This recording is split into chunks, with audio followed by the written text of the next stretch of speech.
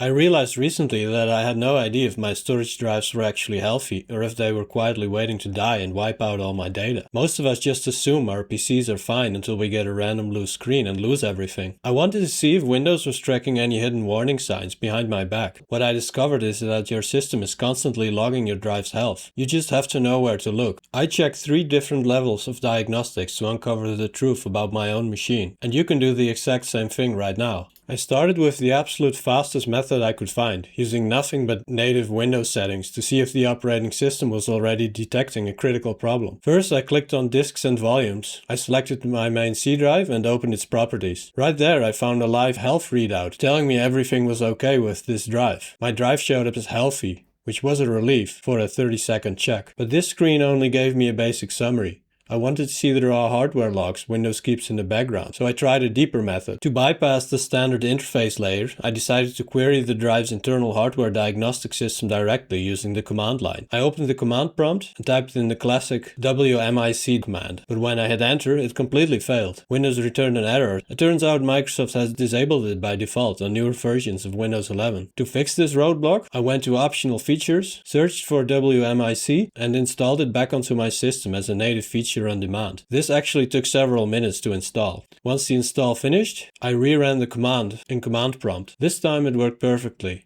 and the terminal printed back a simple OK for my drives. The issue I realized with both of these built-in methods is that they are passive. They really only shout at you after a massive problem has already started. I wanted to see the exact wear and tear numbers before an error ever happens. To get the full picture, I downloaded a trusted power user utility called Crystal Disk Info to see what was actually happening under the hood. The second I launched it, I was looking at a massive dashboard of data Windows usually hides. In addition to a generic good label, it gave me a precise health percentage based on bad sectors, uncorrectable errors, and the exact number of terabytes that have been written to the drive over its lifetime. Specifically, I was scanning the interface for any caution or bad warning flags. First up is my main drive. This drive is only about half a year old, so it's still basically new. The results look exactly as expected. 100% health, 0 critical warnings, no media errors, and only around 6 terabytes written. Temperatures are also perfectly normal at around 41 degrees Celsius during use. The second drive is a completely different story. The SSD has been running for over 7,700 hours, which is almost a full year of powered on time. It has written around 20 terabytes of data, with NAND itself showing around 75 terabytes written. Crystal Disk Info reports the health at 48%, meaning the drive has used roughly half of its expected lifespan. The important thing, however, is that it is not showing signs of immediate failure. There are no reallocated sectors, no uncorrectable errors, no CRC errors, and no program or erase failures. Overall, the results are pretty much what I expected. The new Kingston SSD is in excellent condition and should last for many years. The old SSD is definitely showing its age, but it's still usable as a secondary external drive. I just wouldn't trust it as the only place to store important files anymore. Backups are definitely recommended. So the final verdict? Walking through these steps took me less than 10 minutes, but it completely took the guesswork out of my data security. Run these checks on your own machine and let me know in the comments what health percentage you found. Once you know your drive is safe from physical failure, you need to make sure it's safe from prying eyes as well. I recently realized my new external drive was completely unprotected.